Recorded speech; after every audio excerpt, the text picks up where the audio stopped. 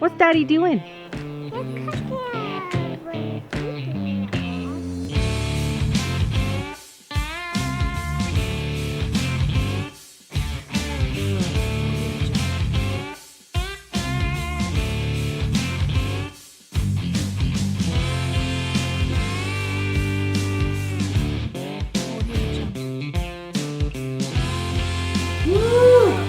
Didn't think I knew how to do that, did ya?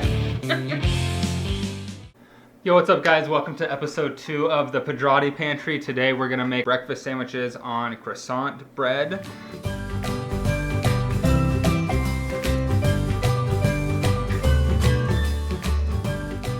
Very simple, very easy, very few ingredients. We're gonna have 1 egg per sandwich, 1 sausage patty per sandwich, a slice of cheese per sandwich, and then a little bit of a weird ingredient over top one of the sandwiches. So we're making 4 total, just because there's 4 of us. I'm just gonna kind of run you through the process of how to make one. Obviously, it's pretty simple. It's just 1 ingredient per sandwich. So if you're making more than 1, just add 1. So in this case, I might be saying 4 a lot because we are cooking for 4. Before we get started though, we're also gonna be making Homestyle potatoes. So I already got most of it cut up, but we'll run through the process of dicing the potato here. And it's very good if you can make them all roughly the same size. You're gonna cut them into cylinders, circles I guess is a better word. And then the way I like to do it is just kind of cube this last piece up a little bit. Nothing too small, nothing too big, just kind of a good style square here. Throw those aside, do it with the other side, get these small pieces out of the way. I'm always using the sink while I'm talking. A little. Okay, now that the fun stuff is out of the way, be very careful doing this though. Just trust yourself, trust your knife, but we'll go down and kind of make these into cubes here. We're looking at something like this. Like I said, you want them all about the same size so they cook evenly, or else it's going to be a problem. So we'll throw these in a bowl. I cut potatoes for 4, so they're already in here. Spread them out so they're not sticking to each other. And then you're going to take a little bit of salt. We're using pink Himalayan salt, so it doesn't take much. Ooh, there you go. But if you're using just normal table salt, you might want a little bit extra, but this sea salt is very salty. So you're just gonna kind of sprinkle some, and then also some black pepper. We're gonna let this sit for a few minutes before we get them cooking. Mix it up. Get a nice small coat over everything, and we'll be adding more salt and pepper to the end as well. But this is just before you're cooking.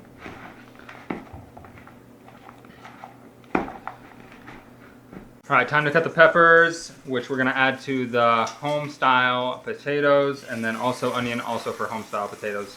So we're just gonna take the top off of this pepper. And then we're gonna cut the seeds out. This is how I do it. I'm sure there's hundreds of ways to do this,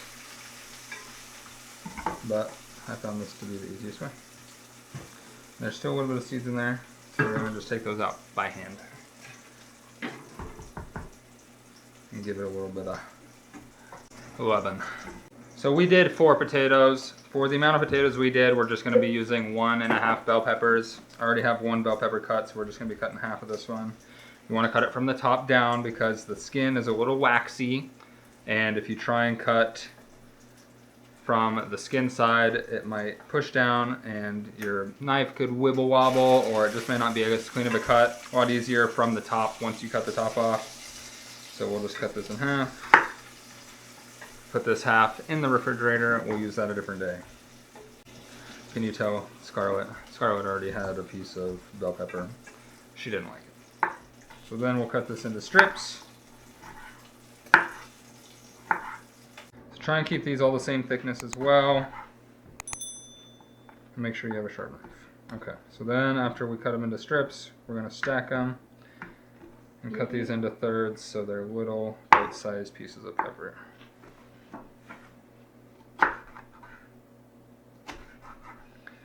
These will get thrown into the potato mixture after the potatoes have cooked for a while. It'll take about 15 to 20 minutes for your potatoes to start looking cooked. I always think that it shouldn't take as long, but it does every time. So don't be alarmed if it takes a while for your potatoes to cook, if you're cooking potatoes based off of this recipe. Can I cut the onion?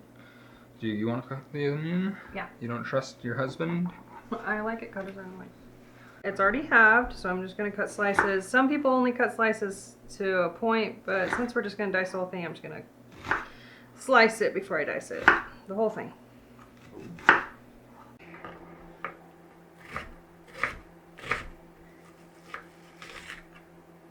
Let's cook the potatoes now. So while those are sitting in salt and pepper, we're gonna take sausage. We took already cut sausage patties from the store. The best way to do this is gonna be with patties. So no matter what, make whatever sausage you have into patties, whether it's homemade, store-bought, doesn't matter. And then these are kind of a little thick, so we're gonna flatten them out a little bit and thin it out. One, so it cooks a little bit faster. And two, so it fits on the croissant a little better. See that? It turned into about twice the surface area, but half the thickness. And we'll do that for all 4 of these. If you want to be really extra, you can shape this into the shape of a croissant, just to be fancy, so you get a little bit of a sausage in every bite. We're not necessarily doing this, although they are oblong, but not necessarily croissant shaped. Okay, that's done. So next step is to cook the sausage first. And then we're gonna throw the potatoes into the sausage fat after the sausage is done cooking. It's really only gonna take a few seconds because we thinned out the sausage patties. So let's hop over there, we'll show you how it's done, throw the potatoes in, and then we'll get started on the next step. Okay, we're over here at the sausage and pan. There's gonna be a lot more oil in the pan than you would normally use to cook sausage, especially sausage of this size, but that's just because right after we're done cooking sausage, we're going to be throwing the potatoes into. So we need extra oil for the potatoes, and that's the reason for the extra oil.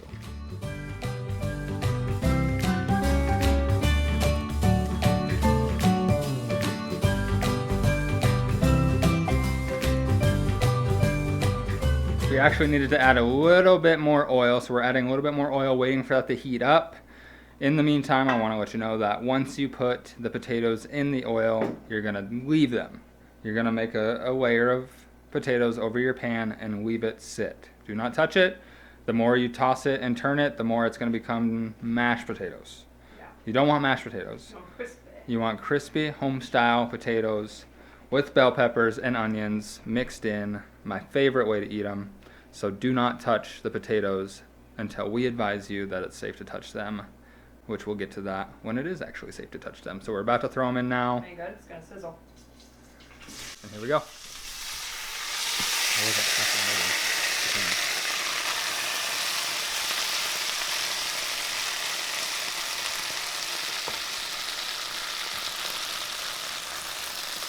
Okay, so we got about a layer of potatoes here. And we're just going to let them sit and cook in the oil. It's that easy. Set it and forget it. Okay, so we let these sit. Oh yeah, that's good.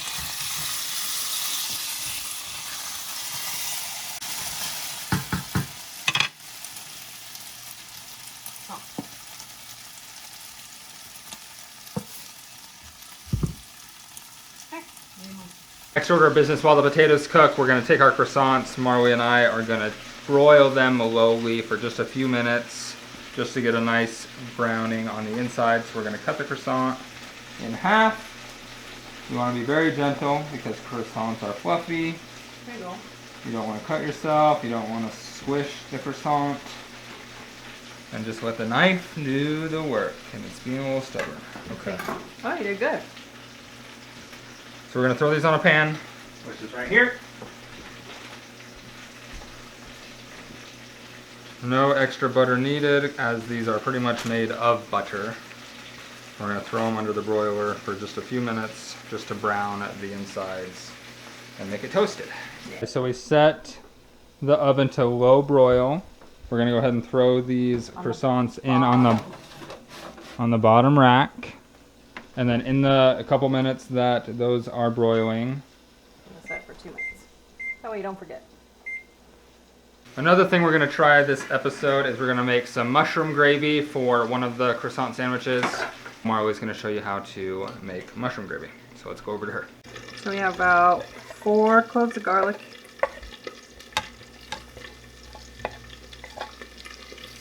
That cooked for literally 30 seconds. Look at that. And now that I can smell it, I'll add in I'm going to add the whole container of mushrooms because I love mushrooms. We bought the already sliced ones, so it's easy. Turn my heat up. And there was just some butter and oil in the bottom of the pan, maybe like a tablespoon of each. Not too much, but we need that butter in there, otherwise you won't have the right flavor. Leave that be for a second because he's got to sweat.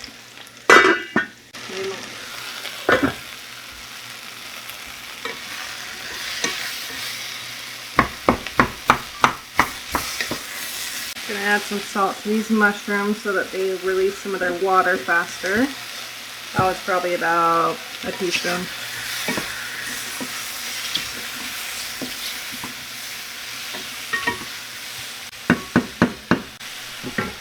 Alright, these mushrooms have been cooking for about 2 or 3 minutes.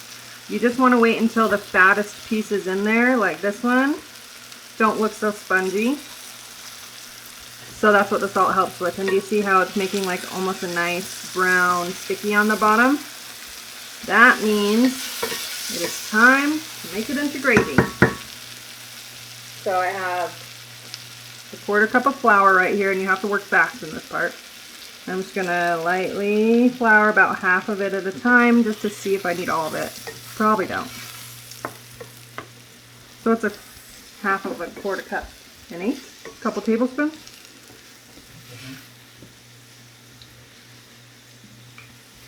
The flour will soak up all that oil and flavor. And then you're just going to add, so I have some heavy cream here. Some heavy cream right here. And once I pour that in, you're going to want to mix. So that is 8 ounces. 1 cup of milk or cream. And it's already thick from that flour. Turn off your heat and add some pepper, about a teaspoon, a little bit more salt,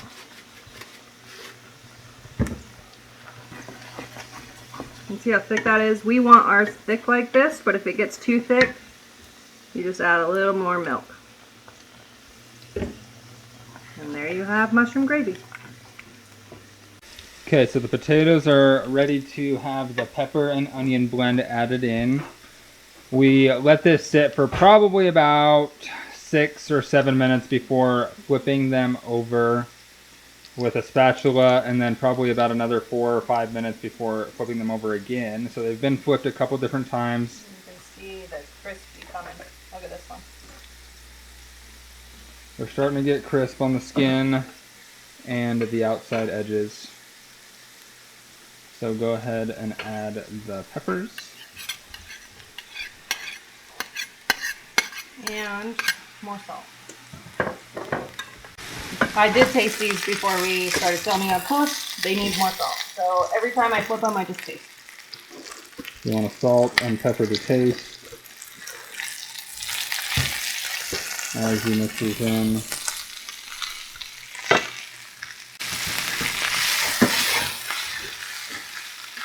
We like a nice blend of potatoes and peppers.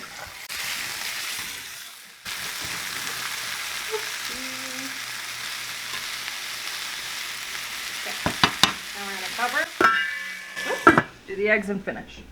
Ready? Yep. The potatoes are done. We're going to plate these. There wasn't as much peppers in it as it looked. They all shrunk down a lot in size. And these potatoes are nice and crispy. Sorry, I can't help myself. Finally time to assemble these bad boys. Marley's just finishing up the potatoes behind me. Those will be, of course, a side to this, which is the croissant sandwich. We're doing it 2 ways, like I said before. One's got a secret ingredient that's kind of a little weird until you try it. but it really actually does make sense. We'll save that for last. So the way we're gonna stack these up, we have sausage first. See, those turned out cute. We'll do sausage on this one. I forgot to mention that we are topping our eggs with cheese. You obviously don't have to do this, completely optional. We're using cheddar, use your favorite cheese. I think pepper jack would be pretty good. Yeah. But we like cheddar. So I'm gonna fail at cutting this cheese. Behind you. Oh, give me a second. On top of the egg, so it will melt while it Behind you cooks. Sausage first, then the egg with cheese second. And then on one sandwich, we will drizzle the mushroom gravy Do you want a spoon? with a couple mushrooms intact. This one's gonna be a messy one. They're both are probably gonna be messy, so it might be best to eat these with a fork and a knife. Goes against all sandwich rules, but a little bit more on this side. And then top it. Ooh, it's gorgeous. And there's your sandwich. And now for the other one, secret ingredient is strawberry jam. This one is actually super good. It's my favorite. This is Welch's Naturals, which means it has no fructose corn syrup. Not because it's healthy. This tastes way better. We also get no fructose corn syrup. Ketchup as well, way better than normal ketchup. I'm telling you, if you guys have this in your store or any brand of jelly that has no high fructose corn syrup or ketchup that has no high fructose corn syrup, it's the way to go. It tastes so good. So we're gonna top the second sandwich with a nice spread of jam.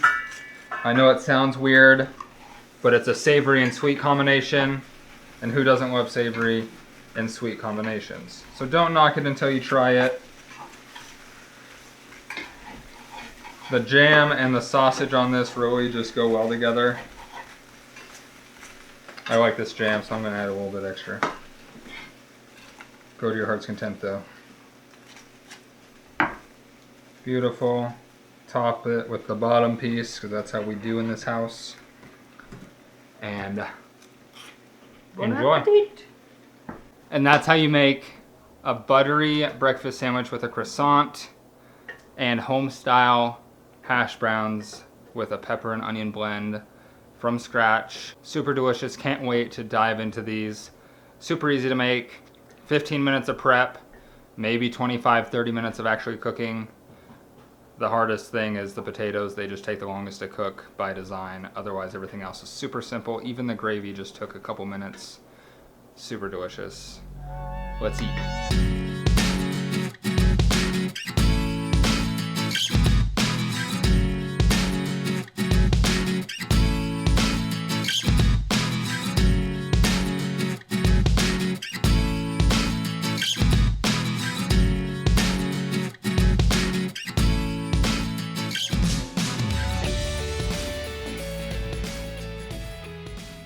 What's the one thing I always forget to tell everybody? Subscribe and press those bell notifications. Please like, comment, and subscribe. And share.